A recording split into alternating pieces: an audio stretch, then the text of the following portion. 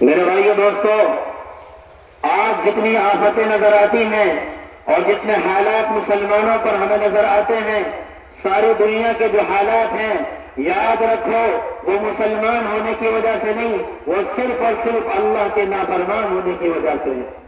حالات مسلمان ہونے کی وجہ سے نہیں آتے، مسلمان ہونے کی وجہ سے حالات سدھرتے ہیں۔ جب یہ امت مسلمان تھی اور جب یہ امت اسلام پر تھی اور جب یہ امت جناب رسول اللہ صلی اللہ علیہ وسلم کے نورانی اور آپ کے پاکیزہ طریقوں پر تھی، تو اس امت کی دنیا پر بھی بادشاہت اس امت کے ذریعے اللہ نے کائنات کے نظام کو مسخر کیا۔ عمرو بن عاص نے مصر سے خط لکھا عمر فاروق رضی اللہ تعالیٰ عنہ کے پاس، امیر المومنین، یہاں مصر کے اندر ایک دریا بہتا ہے، دریائے نیل، اور وہ ہر سال ہم سے نوجوان لڑکی کی بھیٹ مانگتا ہے، اس کے بغیر وہ چلتا نہیں ہے۔ امیر المومنین عمر بن خطاب رضی اللہ تعالیٰ عنہ نے بہت لمبا خط نہیں لکھا، ایک چھوٹی سی پرچی لکھی اور اس میں لکھا من عبداللہ عمر امیر المؤمنین الى نیل اہل مصر اما بعد فإن كنت تدری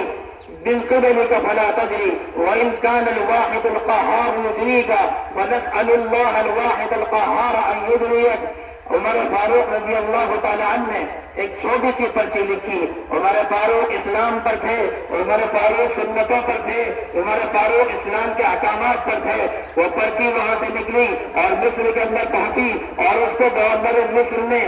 دریائے نیل کے اندر ڈالا۔ دریائے نیل کے اندر وہ پرچی پہنچتی ہے، عمر فاروق کی صدا مدینے سے چلی اور دریائے نیل پر پہنچتی ہے۔ دریائے نیل کی جو عادت تھی کہ وہ ہر مرتبہ ہر سال ایک جوان لڑکی کی بھیٹ مانگتا تھا،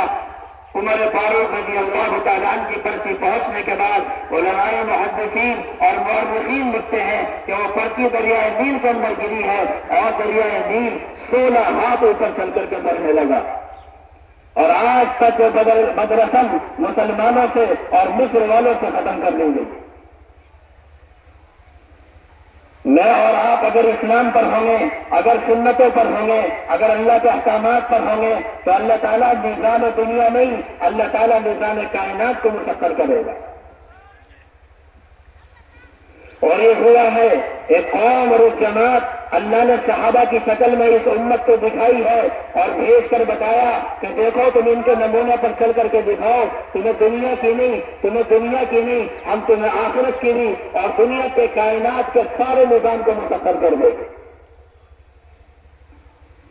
اس لیے میرے عزیز و دوستو، پلٹ کر آنے کی ضرورت ہے، پلٹ کر اللہ کی طرف آنے کی ضرورت ہے، اسلام کی طرف آنے کی ضرورت ہے، اللہ کے احکامات کی طرف آنے کی ضرورت ہے۔ اسی